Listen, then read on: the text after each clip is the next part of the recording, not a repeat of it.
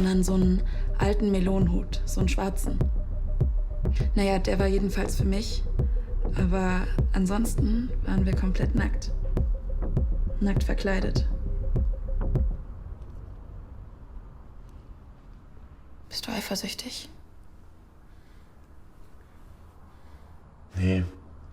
Nein, das ist es nicht. Ich bin hier. Mit dir.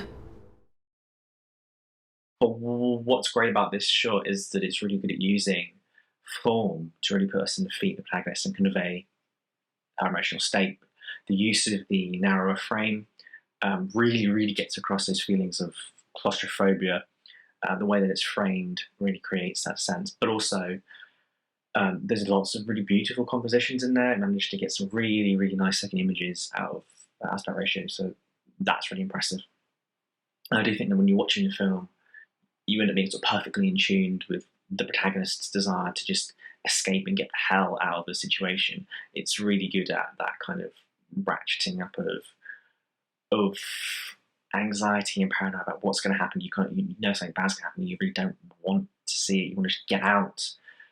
So that's conveyed with great skill and force.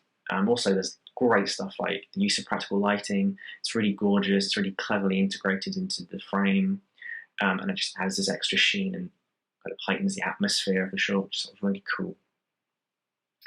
And yeah, I also loved how the final shot called back to the opening shot. It's really clever at conveying the emotional journey of that character in a single shot. That's just really clever, pure, precise filmmaking. Sinister and dark thriller that had a lot of dynamics that left you open to interpretation, which I thought worked well for this particular concept. The lead performances, especially the lead actors, were very strong. There was a very grounded and realistic feeling and mood towards the piece that really contributed to the sort of dark undercurrent that was being carried throughout the piece from the beginning towards the end. Obviously, the open with the flashing lights around her and sort of the ending with the gun to his head, I thought really sort of created an interesting bookend that let the middle parts of the piece sort of shift and move in terms of your ability to interpret it and to see how you feel about what went on that particular night. I thought the ending had a mixed dynamic of you weren't quite sure if it was real or not, or if it was sort of another interpretation of what had gone on that particular night. But regardless, I felt like all the characters had a really interesting interplay between them that really created a sense of tension and mood that really permeated the piece and allowed you to stay engaged and sort of emotionally invested as the piece went on. So I thought it was well done in terms of cinematography, the construction of particular scenes, especially when you get into the house, and the performances were really matched by an interesting mood that was established by the soundtrack, and that eventually ended up in strong visual cues for the ending with a young man with his gun to his head. So I thought it was a good piece, obviously written with passion and a sense of style, and I thought that's why I had a good reaction towards it. This is a dark piece, scary, interesting characters. Bianca, a risk taker, her boyfriend Jan, who wants to be more like her, live more excitingly. They end up with Leo, who's dangerous, and Bianca understands this much better than Jan. However, there are scenes that suggest the story could have gone two different ways. We see Bianca at the end thinking back. She's at the store and sitting, and you wonder if she's wishing she could do the night over again, with making different decisions of not going to Leo's. Is this really happening, or is it how it actually did happen? This is the way the scenes play. You're left to wonder. Very interesting, and a piece that makes you think. Obviously gives you the chills at some point. The overall idea is that we have this couple that are going to a stranger's house, basically just to spend the night together, have some fun, but then obviously the stranger starts becoming a little bit tipsy and a little bit possessive, and he also tries to hit on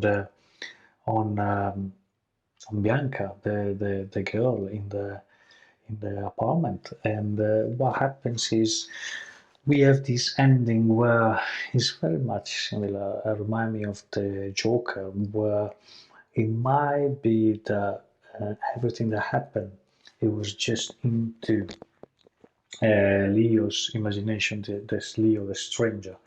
I honestly enjoyed the way the screenplay changes at some point after after Leo wakes up Bianca. I like the idea that might not be anything that happened, might not be real, you know.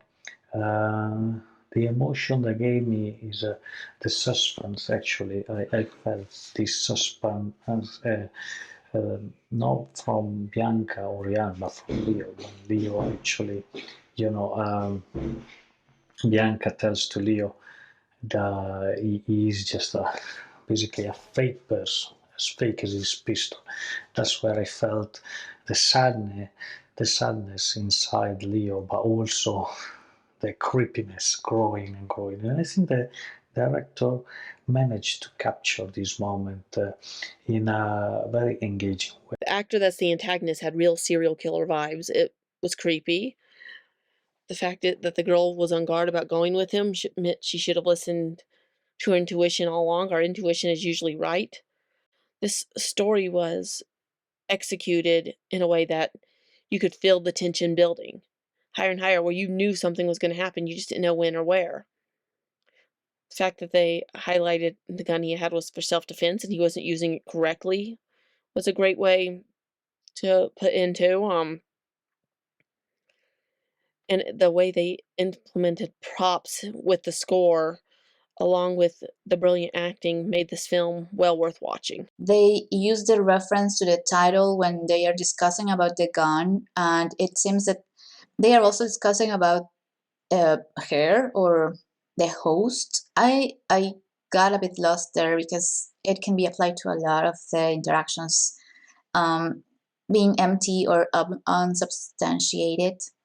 She was definitely harsh, even though the person was giving them some shelter during the night. I felt she was harsh, and I didn't quite get if they had some previous history, but the script was just so very intense, and yeah, I really liked the whole setting, living with his mom, and it was an interesting story, and the performers were amazing. I thought that there was a lot of cool stuff going on here. I like how grounded and naturalistic it feels.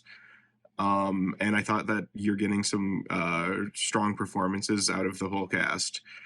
I thought it was really just kind of jarring and fascinating to see, you know, this in this short, these characters treating a gun like a novelty, you know, living in the US. That is very much not the case. So that was just kind of a weird, surreal kind of a moment in this film. So you had this whole part at the beginning where it's clear that like she kind of lets herself get into these situations anyway. That's like what her boyfriend's whole point was.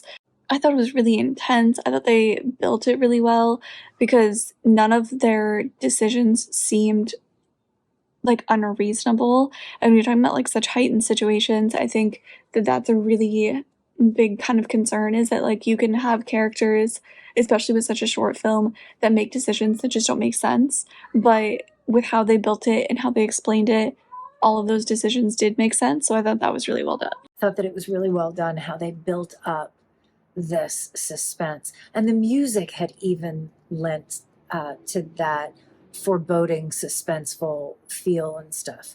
And the ending, it came right back around full circle to kind of that opening shot, which I thought was really, really cool. So yeah, I think this was really well acted. All of the actors did a great job. Thank you so much for giving us subtitles so that I could follow along and actually understand what was happening. It was really a very, very, very well done short film.